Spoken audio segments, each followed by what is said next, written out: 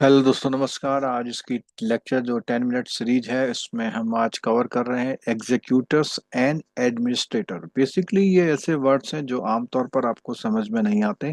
आज इस वीडियो के बाद आप इन दोनों वर्ड्स को बहुत अच्छी तरह समझ जाएंगे। एग्जीक्यूटर की अगर हम बात करते हैं तो इसकी ज़रूरत होती है जब कोई इंसान अपनी विल लिखने के बाद जब उसकी डेथ हो जाती है, तो उसमें विल में जो काम लिखा हुआ है वो काम कौन करेगा, तो उसके लिए एग्जीक्यूशन करने के लिए एक एग्जीक्यूटर अपॉइंट किया जाता है। ठीक है।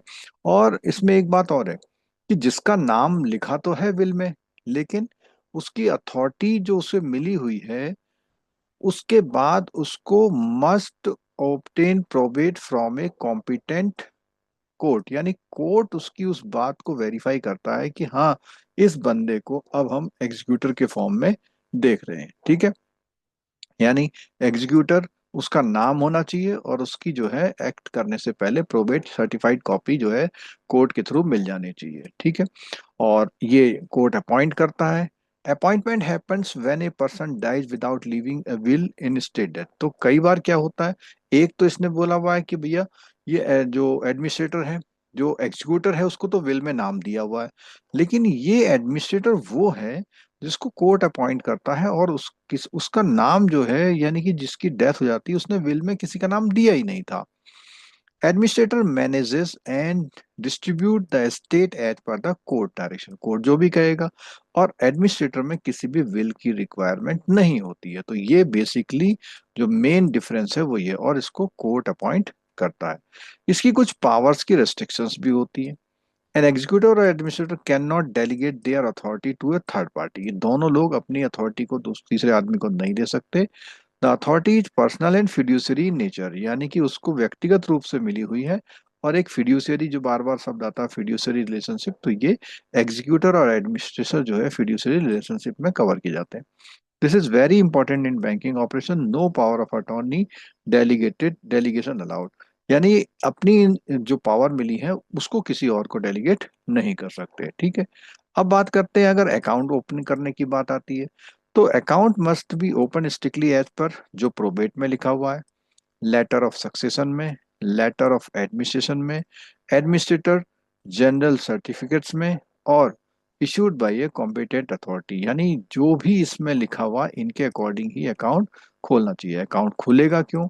Account to be use only for the estate related fund, यानी उसका जिसकी डेथ हो गई है उसके रिलेटेड जो भी फंड वगैरह उनके मैनेजमेंट के लिए। Personal fund must not be mixed, यानी पर्सनल पैसा उसमें नहीं डालेगा। नेम ऑफ द अकाउंट क्या होगा? अब नेम ऑफ द अकाउंट में क्या लिखते हैं? उस इंडिविजुअल का नेम, जैसे मान लिया राम सिंह को, और बगल में लिखेंगे हम एग्जीक्यूटर या एडमिनिस्ट्रेटर, यानी जिसको पावर दी जाती है उसका नाम, और उसके आगे एग्जीक्यूटर या एडमिनिस्ट्रेटर लिखा जाता है।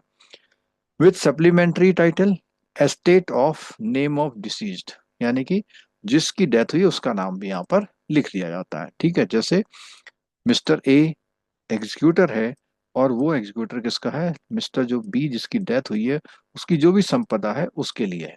ठीक है। डिस्पोजल ऑफ फंड की अगर हम बात करते हैं, funds must be dispose strictly as per the probate और letter of succession.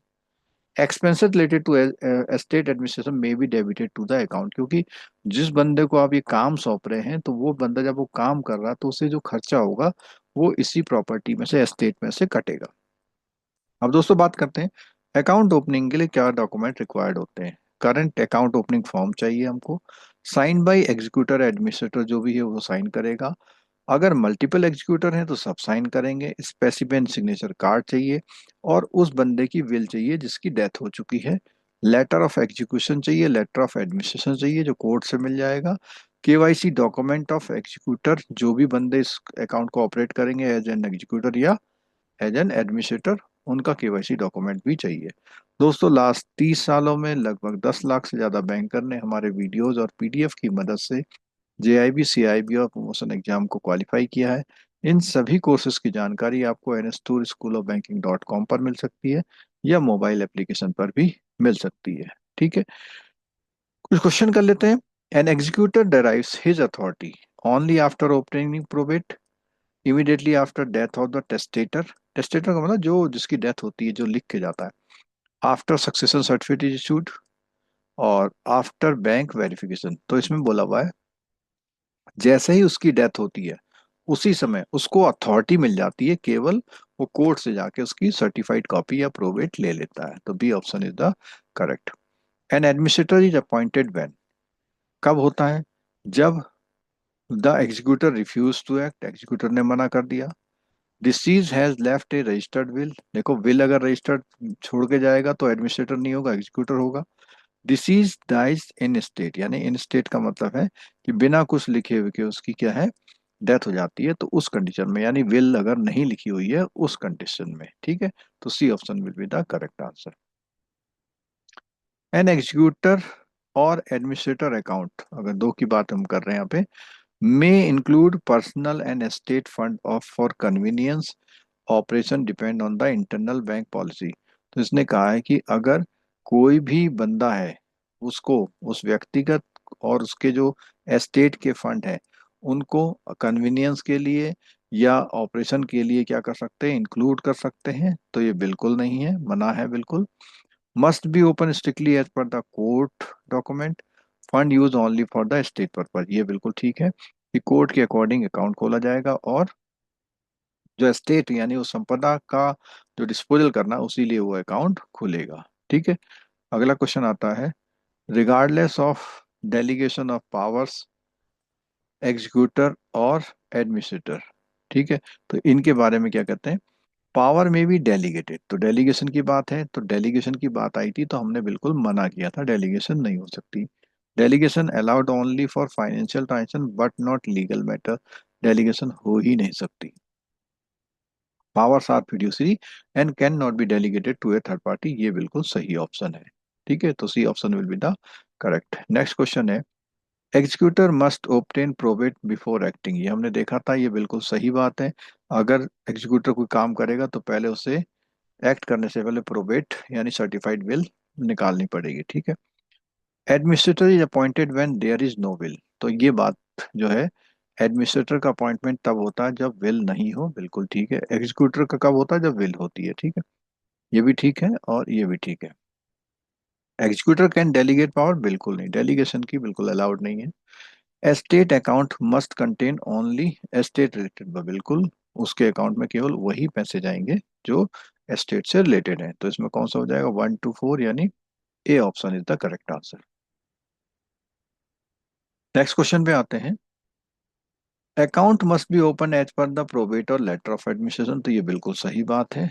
Expenses connected with execution और of court order may be debited, तो इसमें बोला हुआ है अगर एग्जीक्यूशन एक्सपेंसेस की बात होती है, उसी के काम से रिलेटेड एक्सपेंसेस है उसको डेबिट किया जा सकता है, बिल्कुल ठीक है। KYC document of executor are not required, बिल्कुल गलत है, एग्जीक्यूटर हो या एडमिनिस्ट्रेटर हो दोनों के केवाईसी डॉक्यूमेंट चाहिए होते हैं। Account must carry suffix executor और एडमिनिस्ट्रेटर एंड एस्टेट टाइटल, तो ये बिल्कुल देखा था हमने कि उस बंदे के नाम के आगे ये लिखा जाएगा एग्जीक्यूटर या एडमिनिस्ट्रेटर और उसके आगे एस्टेट टाइटल, यानी एस्टेट ऑफ मिस्टर रामदास, ऐसे समथिंग नाम जो हो जाएगा। इसमें देख रहे हैं 1 to 4, यानी B option is the correct answer. दोस्तों, ये अगर लेक्चर आपको अच्छा लगा हो तो आप लाइक करिएगा, लिंक को शेयर करिएगा, चैनल सब्सक्राइब कर लीजिएगा, बेल आइकन दबाना मत भूलिएगा। आप लोगों ने लेक्चर देखा, इसके लिए बहुत बहुत धन्यवाद। मिलते हैं दोस्तों ऐसे ही एक और यूजफुल लेक्चर के साथ। Thank you so much.